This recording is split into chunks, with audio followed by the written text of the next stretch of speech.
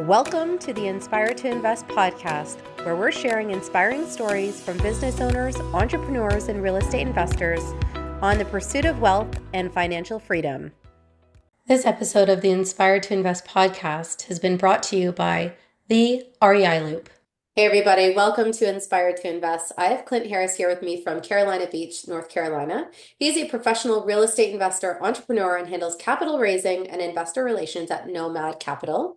With a background in medical sales, Clint built a lucrative multifamily real estate portfolio, then converted to high-performing Airbnb properties, which eventually led him to start Going Coastal Property Management.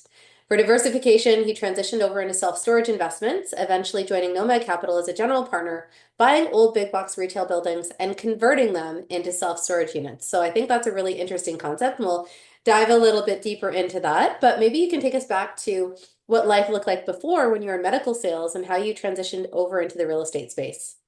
Sure. And thank you for having me. I'm happy to be here. Appreciate the invite. So I had a 16-year career in medical sales, implanting pacemakers and defibrillators. So would go into surgery and help put the devices in. It's kind of a young man's game. It does have a high ceiling, but you're on call a lot, working nights and weekends. And I knew that, in my opinion, my generation, I'm 42 years old, but my generation has basically lost the ability to save our way to retirement. And I feel like most of us have to be aggressive and invest our way there. So I chose real estate as the vehicle as a young man that I was going to use to create an off-ramp from that busy lifestyle of trading time for money. Yeah. So my first house was a duplex, lived in one half, rented the other half out and lived there for free. Yeah. Thought I had invented this new concept that apparently people have been doing for 1,000 years, but it was long before I'd ever heard about house hacking or anything like that. So that started me on a journey of small single family properties. I bought 9 single family properties before I discovered that's a very slow way to get ahead. Yep. And then I took a promotion in 2017, moved to the beach in Wilmington, North Carolina. That opened up the door to buying small multifamily properties with bad month-to-month long-term tenants, converting those into Airbnb short-term rental units. And what's the landscape like where you are? Like, is it a landlord-friendly state or is it more? Yeah, very. So this is a beach town. Wilmington is a peninsula with 4 beaches around here. I specifically chose to invest on an island called Carolina Beach because it's the DNA of the community. It's been a beach island forever, and short-term rentals is very much a part of that, and I knew that wasn't going to go away. Now, I know that sometimes people go into short-term rentals and they might struggle with vacancy issues. What's that like for you in that area? So the first time I pulled the data and bought my first unit in 2017, there was 1,128 active listings on the market. I'm an extremely data-driven analysis person. The one thing that you can't control with short-term rentals is how many other listings are in your market. So it went all the way up to 1,250 and then 1,550 during COVID. We were shut down for a couple months, and then everything exploded and we hit numbers that were absolutely out of the park because all of a sudden everyone was location independent and there was stimulus money. Yeah. So the next 2 years were incredible. The 2 years since then, we started this past summer with 2,500 listings and we ended the summer with 3,600 listings. So there's more than 3 times what I started with. Yeah. So my listings have still done very well for 2 reasons. Number one, I've been doing it for longer than everybody else, so I have more reviews. Number two, I couldn't find a company that could manage my properties and get the same number I was getting several years ago. So we built one. It took me 2 years, but we built out a property management company. That property management company now has 4,500 5-star reviews. Wow. So my properties get the benefit of that as well. Yeah. But even then, that having been said, I have 3 quadplexes and a duplex that we still own. I'm going to keep a couple of those because they're tied to my children's education. I got 2 young boys. Yeah. The rest of them I'm slowly liquidating, and I'm going all in self-storage and passive syndication investments. Awesome. So I know we were talking about that a little bit before we hit record. Now, can you talk a little bit more about your approach? Because it was really unique, and I can't say I've necessarily ever heard of anyone that's got this strategy. So walk me back to the beginning and just explain for everybody how you're approaching self-storage.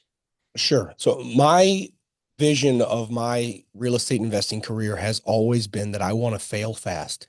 It's my money. I'm okay with being cavalier with it, and I want to move quickly to learn the lessons that I can to get to a point where it changes my life in a very meaningful financial trajectory kind of way. I got to the part of my short-term rental journey where I was frankly burned out on tenants. An average property has 8 to 10 tenants in it per month throughout the year. And it's a very active strategy. I replaced my income in medical sales through short-term rentals, but I did it wrong. I was always looking for that quote unquote financial independence.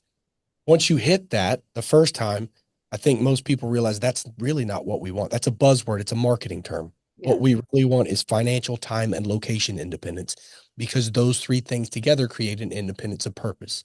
That's where you go where you want, when you want, do what you want. You're not trading your time for money. Yeah. Took a step back and I said, what are the successful people that have independence of purpose investing in?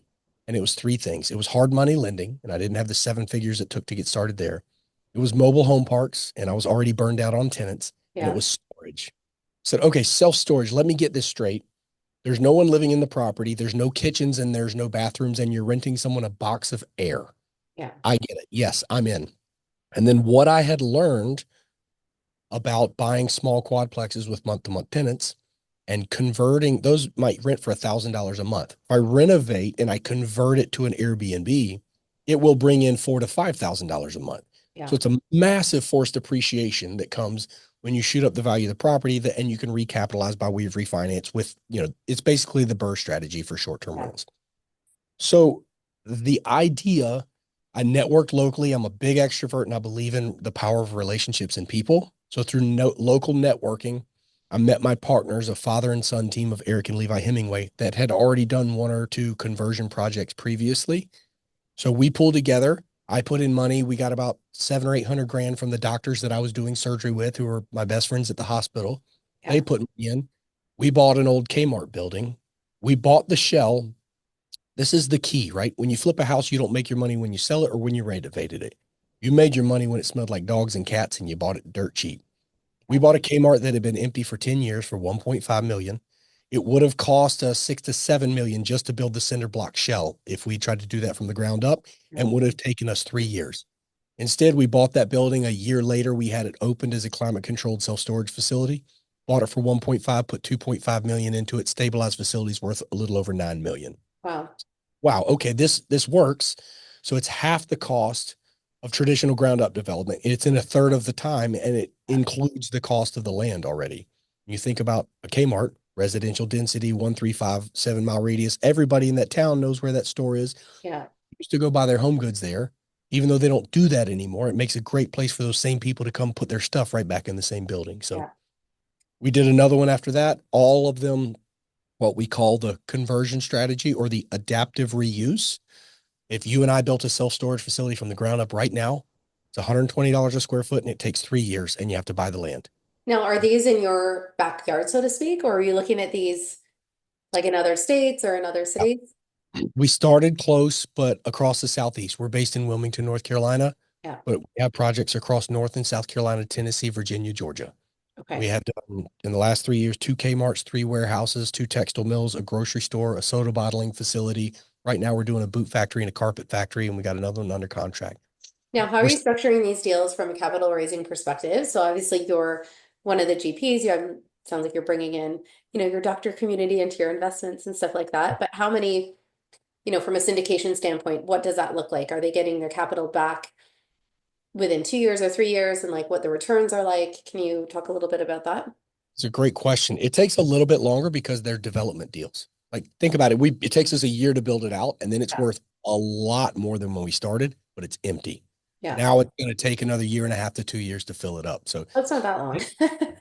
in the grand scheme, it's not. But if you're Yeah. used to investing into apartment complex with year one cash flow, it's different, right? It's a different. Yeah. We're Yeah. developers. These are development deals. Yeah. We did the first Kmart as a joint venture. After that, we started syndication. I raised capital from groups of investors, Yeah. mostly my doctors at first, but now we have about 160 people invested with us. We're just coming up on 20 million that we've raised. Yeah. We're sitting on 150 million in assets under management that we put together over the last 3.5 years. The cool thing is that we've never had to sell anything because we have that pathway to recapitalization through the Yeah. refi. Yeah. And after that, so our goal is we want to do the best we can to try to double everybody's money in 5 years or less. Yeah. The good news about that is that it's tax free because we're not selling the properties to Okay, create a capital refinancing. gain. We Yeah. do a cash out refinance. Yeah. Everybody gets their money back plus a big chunk. And after that, everybody stays in. Yeah. We're not pushing out the investors. They stay in, take your money, go buy a boat or move on to the next project, Yeah. but you're going to keep that equity and it continues to pay forward. That's the reason behind the name Nomad Capital. A nomad Yeah. is somebody that goes where they want, when they want, and does what they want. Nice. Yeah, I love that. Now, in terms of some of the challenges that you experienced kind of going into this asset class, can you talk about some of the obstacles that you faced and any lessons that came out of it? Always challenges when you are the developer. So my partners are the GCs. We build these properties out ourselves, right? So we Okay. have to, number one, we have to find the right deal. We've built an acquisition team that's looking at 50 to 70 properties a week to Well, get down to one or two a month that we're going yeah, to put a letter of intent on. Every project has significant challenges because these were not built as self-storage. They could be built as a textile mill 80 years ago or as a yeah, carpet factory or a soda bottling yeah, facility. So there's always challenges there. In terms of with the investors, the big thing is communication, integrity, honesty, making sure you're setting expectations ahead of time. And yeah, then think about what we just went through. We had the fastest and highest interest rate increase in history that effectively froze the housing market. Well, yeah, what's the number one driver for self-storage? It's people moving, right? Downsizing, displacement. yeah, Right now, you've got 70% of Americans that have an interest rate of less than 5%. Even if they wanted to go downsize yeah, to a smaller house for $150,000 less, there's a good chance their mortgage payment would be higher than what it is now. So yeah, there's challenges that would come along with that. And that's why I think the value of vertical integration and controlling your price is important. Like we find the buildings ourselves, off-market buildings, yeah, build them out at cost plus 12%. We do the property management. You yeah. really have to have that top to bottom risk mitigation to control challenging economic headwinds. Yeah, I think that's smart. And I think that's one of the challenges that I've seen, like with some of the developers that I'm connected with, where they don't necessarily have the control, and projects that should have been a couple of years or like 6 years could hit 10 years.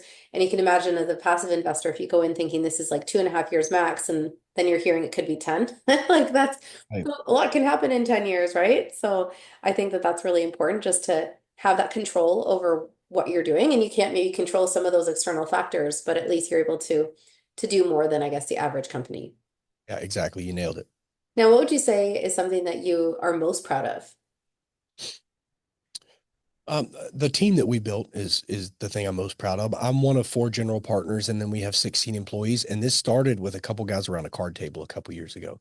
Yeah, So the team and the culture that we built is something that people on the outside can't see, but it's the biggest thing that I'm proud of. And also, we start off all of our deals as 506B friends and family deals, and then we convert them to 506C accredited deals once we hit our limit of 35 investors. The reason we do that is because we want to make place for obviously our friends and family, but we make a space for our employees to invest into the deals. So like our project manager, our director of construction, and the site supervisors yeah, are invested into these deals with six figures or more, and they're in their 20s sometimes. And so I see these guys get super excited when they find screws for less than 1 cent a piece. yeah, And I love seeing that alignment of, yes, they care because it's our job to care, to take care of our investors. And we're always going to protect the asset first, the investor second, and ourselves third in that order. But I love seeing the culture and the excitement that they get out of it because they're invested in this too. And they're yeah, part of that. yeah. So that's the biggest thing. And then the ability to continue to scale through challenging times without having to sell any of our properties. Yeah, yeah, I think that's huge because I definitely have seen a lot of chaos specifically in my real estate investing community, and it's been really sad to see some of the things that have been happening. And there's a lot of things I think could have been done differently to maybe mitigate some of those challenges. But yeah, I think that's a huge testament to the work that you're doing.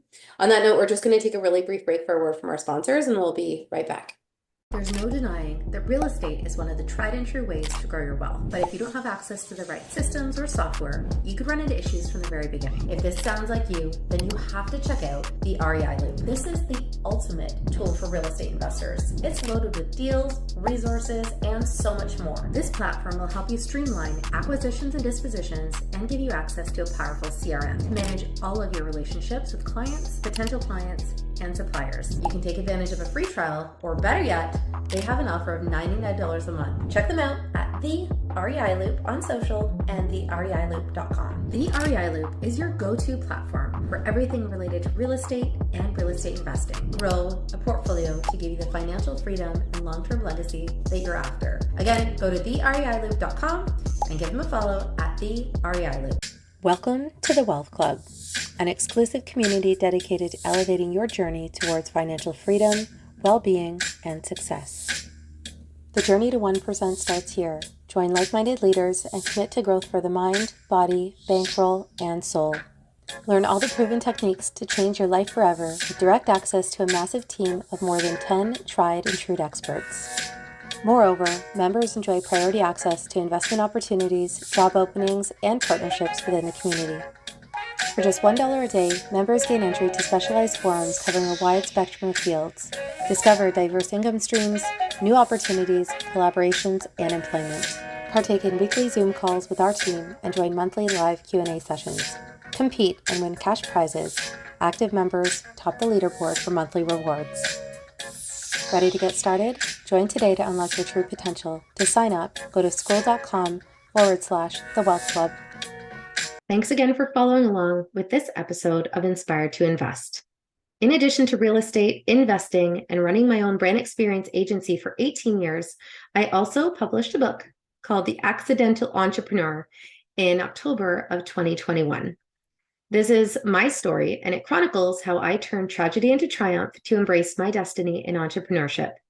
If you're interested in picking up a copy, you can find the link at serenahomesrealtor.com, and you can also find my link tree with all of the retailers in the details below. Thanks again for your support.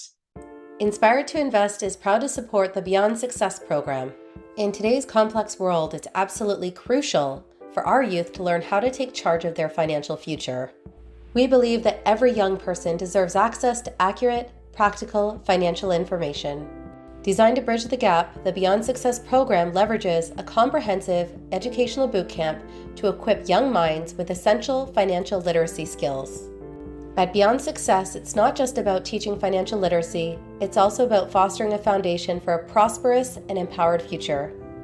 Join us. Together we can build a brighter financial future for the next generations. Join us. Together we can build a brighter financial future for the next generations. Hey everybody, welcome back to Inspired to Invest. I've got Clint Harris here from Nomad Capital, and he's talking about how he's capitalized on self-storage units, specifically turning big box stores like Kmart's or bottling factories into self-storage units, and almost like sounds like 10xing the value in a lot of ways. Now, one thing I always like to ask my guests is what's one of the craziest things that you've experienced since you've been a real estate investor? Oh man. I think the one thing that I would say is that we've had some crazy things that have happened with these larger projects, but a lot of times the crazier things have happened on smaller projects, and that lesson translates, right? Timeline of construction. I had a full renovation going on in 2015 and the project got flooded out, but not just that project. Half of the city got flooded out. And so not only did it put my timeline behind on my project, every contractor all of a sudden was dealing with their own family problems and people disappeared for months and months. Yeah. So the importance of things like interest reserves, carrying costs, and things like that. I'm pretty cavalier with my investments that I did as a younger man. Once you get to the point of syndication where the whole is greater than the sum of its parts, and I am raising millions or tens of $1 million from other people that are relying on us with their money that is basically a store of their life energy, we have a responsibility there that's higher than just me taking care of my money. So the importance of having a track record and having partners with a long track record of realizing that, yeah, we can make mistakes on our own with smaller projects. Once you start getting into bigger projects, it's the same fundamentals, but there's a lot more zeros involved. And the importance of things like third-party feasibility studies and using outside data to project future success, but also realize that we use the previous 10 years of self-storage rental data to project the next few years. And then we had that an absolutely frozen housing market and the highest and fastest interest rate increase in history. Yeah. It's never the things that you see coming that get you. Yeah. It's the things that you don't see coming. And your job, especially with other people's store of life energy involved, is to prepare for the things that don't seem like they're possible and happening. Yeah, absolutely. I think that's where, you've got to think of your exit strategy, but think of like 5 different models of that same exit strategy and just being able to mitigate through those challenges. Now, in terms of things like education and advice, how would you say you learned to kind of go through some of these things? And what would say is some of the best advice that you've received as you've been growing and scaling? I think one thing that's really important is that a lot of people, investors, as you're asking yourself questions about what you should do next and what you should go, what direction you should head in, a lot of the times the answer is, I don't know. I don't know what implies ambiguity. In my opinion, ambiguity is just a lack of knowledge, and a lack of knowledge implies a lack of education. And education in 2024 is free. And I used to think that, if you are in the car, I believe that you should be listening to podcasts. I'm a firm believer of that. That's what I used to say all the time. Now I believe no matter what it is or what your credentials, if you really, really want to learn about something, you should think about starting a podcast. Yeah. Right. I co-host a podcast, and I've got, 80 episodes in of people that are unbelievably brilliant people that are now willing to sit down and give me 45 minutes to an hour of their condensed life experience when previously they wouldn't give me the time of day to go to lunch. And I've been able to connect with people like John Hewitt, the founder of Jackson Hewitt Tax Service, and the founder of Liberty, which sold them for a combined $1 billion. Got to go have dinner with them. Like, the ability to network through education, it doesn't need to just be a one-way street. Yes, you should consume content, Yeah. because the person you are right now is the person you're going to be 10 years from now, with the exception of the places you go, the people you meet, and the content you consume. But you can be aggressive about that and think about starting a podcast. And I think it's important for people to know about the law of 100 hours. The law of 100 hours says if you spend 100 hours focusing on one thing that's important to you, you're going to know more about that than 90% of the population. And Yeah. 100 hours is only 18 minutes a day in the car for a year. Yeah. I think we all have that time. It just depends on how you want to spend it and if you want to invest it into your family and your legacy. Yeah, yeah, I think that's really powerful. And I feel like I'm around the same. I've just think I've recorded around 90 episodes. I'm about to release 75 next week. So yeah, just the things that I've learned and the ideas and the concepts and things that you can take advantage of that, if you look at something, it might start to look different if you look at it a different way, right? So I find that Yeah. that's been one of the things that I've enjoyed the most is just getting to know people, all across Canada, but also into the United States that I never would have connected with otherwise. Now, in terms of what's next for you, obviously you've tackled some pretty significant projects. Do you have a particular dollar figure in mind, or is there something, that you're specifically after to give you the quality of life that you want or the income that you want? Yeah. So money it's a part of it, but obviously I don't think money's that important. I don't want to die with a bunch of things. I want to die with a giant stack of pictures of things I did with people that I love in beautiful places. And now money needs to be part of that because it's a small part of the freedom of purpose, as long as it also comes with time and location independence. Yeah. For us, that dollar figure is tied to our employees, the culture we're creating, and our investors. So we're at 150 million in assets under management right now. We'd love to do 6 to 8 deals a year. Our next deal is going to be the biggest deal that we've done by far.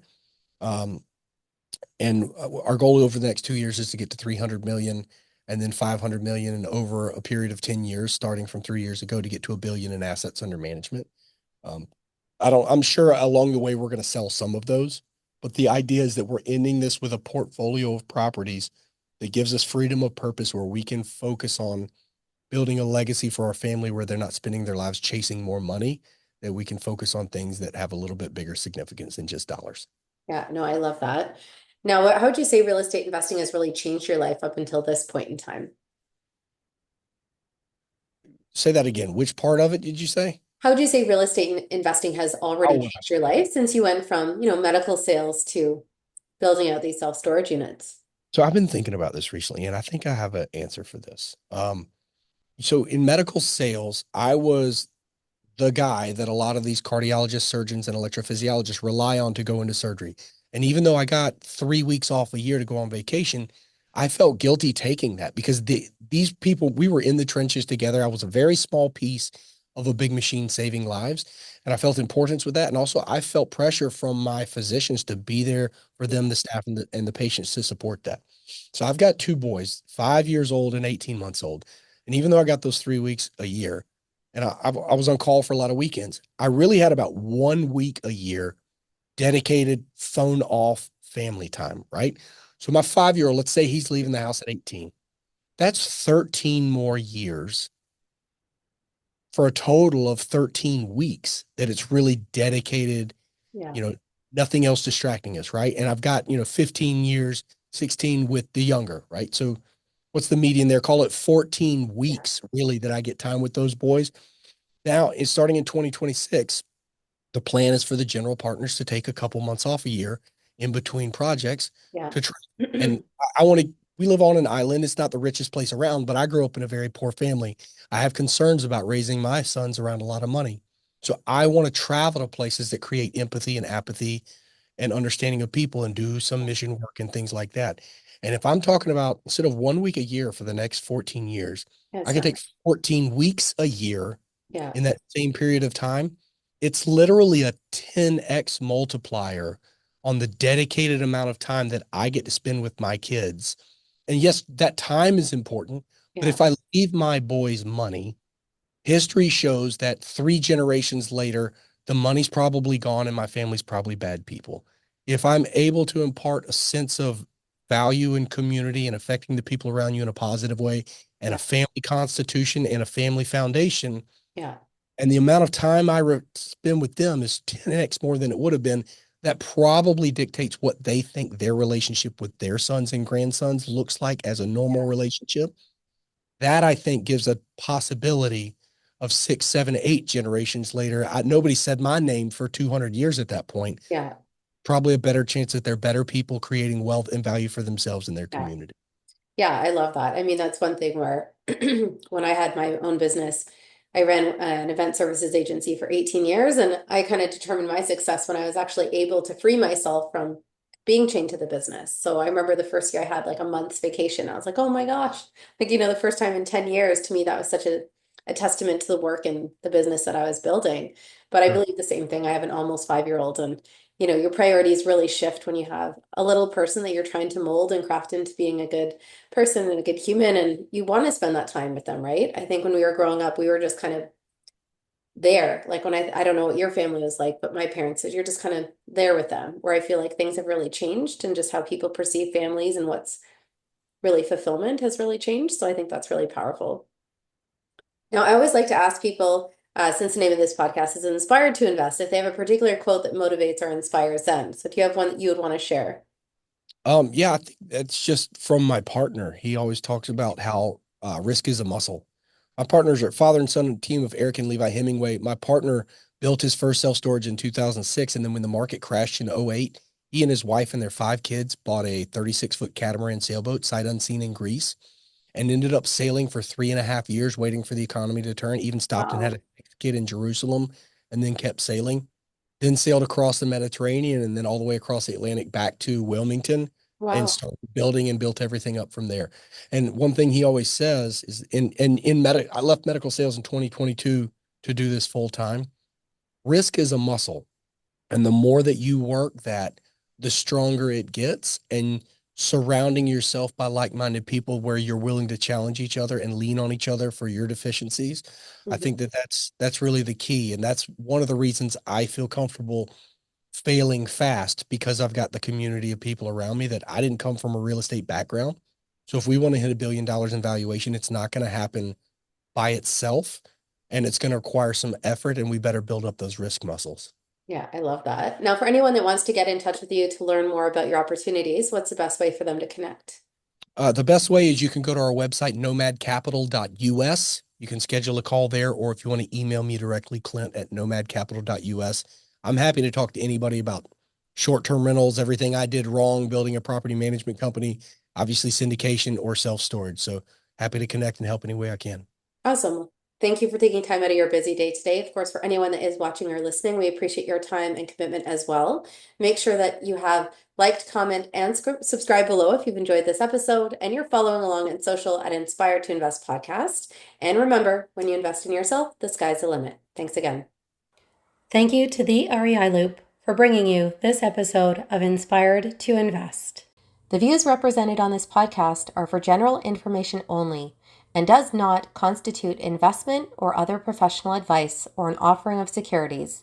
The host and guests featured on Inspired to Invest make no representations as to the performance of any particular investment.